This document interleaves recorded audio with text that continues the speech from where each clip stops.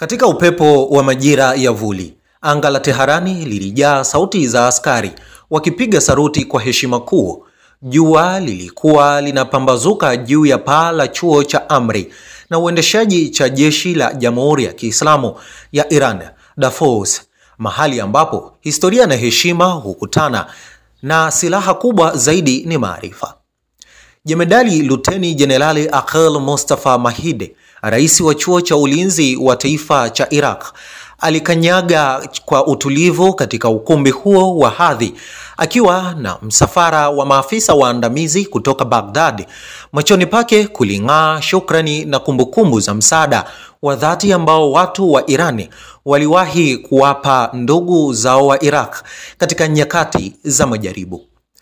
Kwa sauti tulivu alisikika akisema, wa Iraq hawatasahau kamwe mkono wa urafiki na damu ya udugu iliyomwagika kwa ajili ya amani. Uhusiano wetu si wa siku moja, ni urithi wa damu na heshima unaokuwa kadri vizazi vinavyobadilika.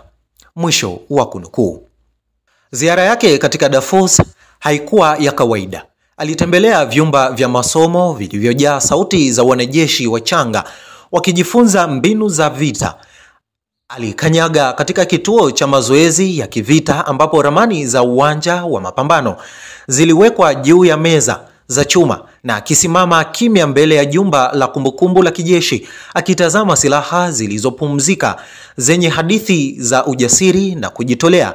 Na alipofika katika darasa la lugha ya Kiajemi alitabasamu na kusema kuwa hapo ndipo askari wake wanajifunza si tu lugha bali pia moyo wa Iran, alisema kwa fahari. Naye kamanda wa Darfus Brigadier Jenerali Hussein Valivad Zamani alimpokea kwa mikono miwili akisema kwa msisitizo kuwa uhusiano wa Iran na Iraq ni kama chuma kilichopigwa moto haubomoki, na kila afisa anayehitimu hapo ni kiungo kinachounganisha historia na mustakabali. Kwa pamoja waliketi kwenye meza yenye nembo za pande zote mbili, wakitazama kama ndugu waliokutana baada ya vita virefu. Walizungumza juu ya ushirikiano wa kijeshi, mafunzo ya pamoja na dunia mpya ambayo wangependa kuona ikiishi kwa amani inayolindwa na nguvu ya hekima. Jioni ilipokaribia, bendera mbili ya Iraq na ya Iran zilipanda juu ya mnara wa Darfus zikipepea sambamba katika upepo wa jua la magharibi. Ilikuwa ni ishara ya ahadi mpya kwamba urafiki wao hautaandikwa kwa wino pekee bali kwa ujasiri, hekima na damu ya udugu wa kweli.